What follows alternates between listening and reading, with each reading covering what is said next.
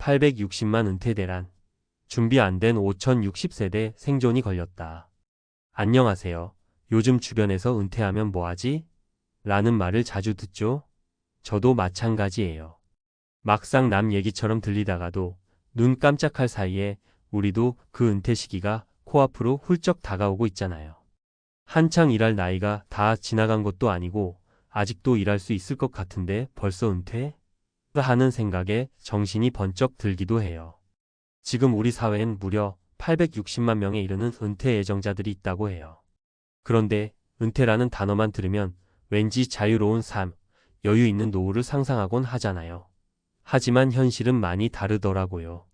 준비가 충분치 않으면 아니, 내가 왜 이렇게 힘들게 살아야 하지? 라는 후회와 걱정이 이어지는 경우가 정말 많다는 겁니다. 오늘은 제대로 된 은퇴 준비 없이 현실에 부딪혀 피눈물을 흘리게 된 5060세대들의 이야기를 한번 나눠보려고 해요. 그리고 그 과정을 통해 우리가 조금이라도 더 현명하게 미래를 준비할 수 있도록 몇 가지 도움되는 정보들도 함께 말씀드리려고 합니다. 남의 일 같아도 한 번쯤 들어보시면 좋겠어요. 은퇴라고 해서 무조건 끝이 아니라 어쩌면 새로운 출발일 수도 있으니까요. 1. 막연한 희망에 기댄 5060세대의 첫 번째 사례, 김철수 씨 이야기. 먼저 김철수 가명 씨 이야기를 해볼게요. 철수 씨는 50대 중반까지 제조업 공장에서 열심히 일해왔어요. 오래 근무한 덕분에 어느 정도 퇴직금도 모였고 국민연금이나 사학연금처럼 꾸준히 납부해온 연금도 조금 있었죠. 그래서 철수 씨는 은퇴만 하면 이제 좀 쉬면서 살겠지.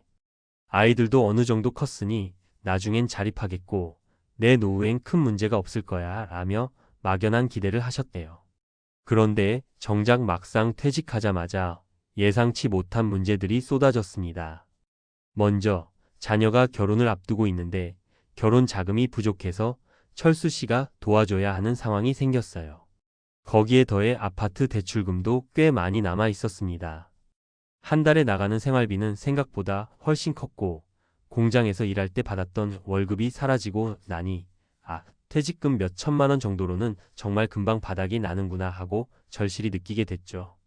연금이야 시간이 지나야 많이 받을 수 있는데 당장 들어오는 돈이 없다 보니 생활비를 마련하기 위해 또 다른 일을 찾으려고 했습니다.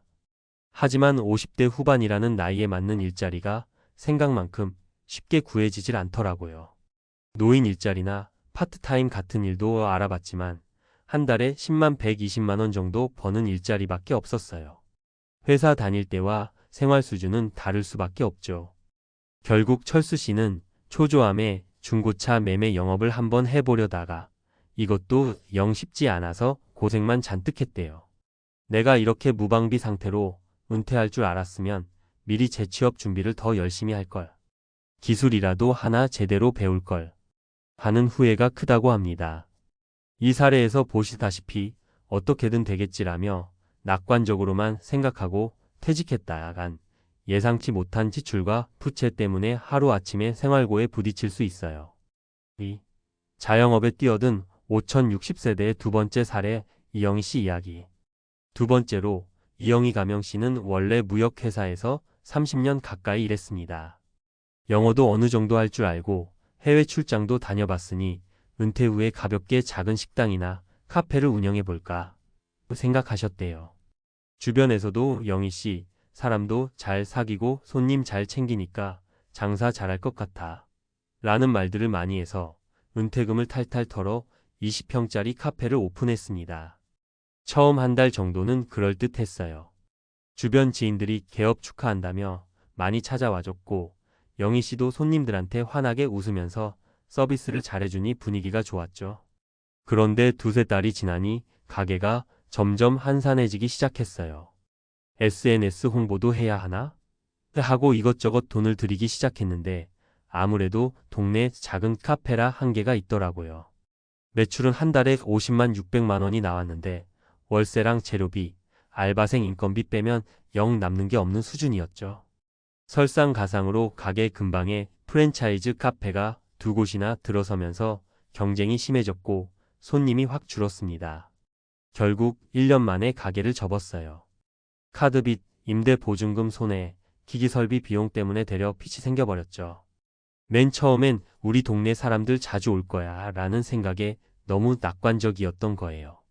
영희 씨는 차라리 내가 회사 다닐 때 퇴직 전부터 장사나 창업 관련해서 교육도 미리 받고 시장 조사도 철저히 했어야 했는데 그땐 그냥 내가 하던 일이 힘드니 빨리 벗어나고 싶다는 마음뿐이었어. 라고 후회합니다. 은퇴 후 창업이 정말 쉽지 않다는 걸 나중에야 알게 된 거죠. 3. 자녀에게 경제적 부담이 된 5060세대의 세 번째 사례 박민수 씨 이야기. 세 번째로는 박민수 가명 씨가 계십니다. 민수 씨는 작은 중소기업에서 20년 넘게 일하고 정년퇴직을 했어요. 사실 민수 씨 본인은 꽤 성실하게 살았고 국민연금과 퇴직연금 그리고 조그마한 시골집을 구입해둔 상태였어요.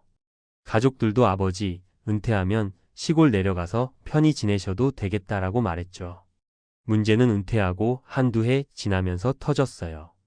서울에서 직장 다니던 아들 부부가 갑자기 전셋집이 얼마 올라서 부담이 커요 라며 돈을 빌려달라고 부탁한 거예요.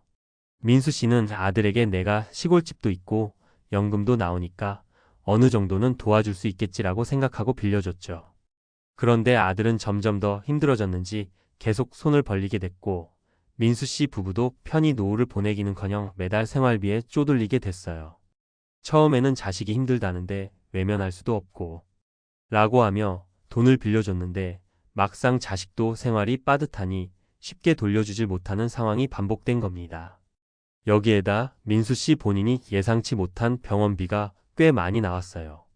결국 민수 씨는 시골집을 처분해버리고 작은 아파트로 옮겨갔는데 그러고 나니 더 이상 거액의 목돈이 마련되지 않아서 매월 나오는 연금에만 의존하게 된 거죠. 민수 씨가 늘 하시는 말씀이 자녀가 영원히 든든한 버팀목이 되어줄 거라는 생각은 했는데 현실은 서로가 서로에게 짐이 될 수도 있더라. 라는 거예요. 우리 부모님 세대는 자녀 뒷바라지에 전부를 쏟은 경우가 많아서 은퇴 후에도 자녀 문제로 고생하시는 분들이 의외로 많습니다. 은퇴를 준비하는 5060세대에게 드리고 싶은 몇 가지 제안. 자, 이렇게 세 가지 사례만 봐도 은퇴가 마냥 풍요롭고 여유로운 시간이 아니란 걸 느끼셨을 거예요. 특히 준비 없이 맞닥뜨리는 은퇴는 더 잔인하게 다가옵니다. 이제는 누구나 100세 시대, 많게는 3040년 정도를 은퇴 후에 더 살 수도 있다는 점을 고려해야 해요. 그렇다면 최소한 다음 몇 가지는 챙기셔야 합니다. 재무 계획의 구체화. 연금 있으니까 괜찮겠지라는 건 절대 위험해요. 국민연금만으로는 한 달 생활비가 모자랄 수 있거든요. 자신의 자산, 부채 상황을 깔끔하게 정리해서 매달 최소 얼마가 필요한지 그 돈을 어떻게 마련할지를 구체적으로 계산해 보셔야 해요. 여유가 되신다면 퇴직 전 전문 재무 설계사의 상담을 받아보는 것도 도움이 됩니다. 재취업 또는 파트타임 고려. 제2의 인생을 위해 꼭 창업만 생각하지 않으셔도 돼요. 기술을 배워서 시간제나 재취업으로 꾸준한 수입을 확보하는 분들도 많습니다. 창업을 하더라도 시장 조사나 관련 교육이 필수예요. 괜히 무리해서 내 이름 간판 다는 가게를 열었다가 빚이 더 늘어날 수도 있거든요. 가족과의 소통 및 지원 한계 설정. 자녀와의 돈 문제는 감정적으로 얽히기 쉬워서 힘들어지기 쉽습니다. 은퇴 후에는 부모로서 해줄 수 있는 부분과 이건 내가 지켜야 하는 선이 있다는 걸 분명히 정하는 게 좋아요. 서로가 어려운 시기에 무조건 지원만 하다 보면 결국 부모도 자녀도 모두 힘들어질 수 있으니까요. 건강 및 취미 활동 관리.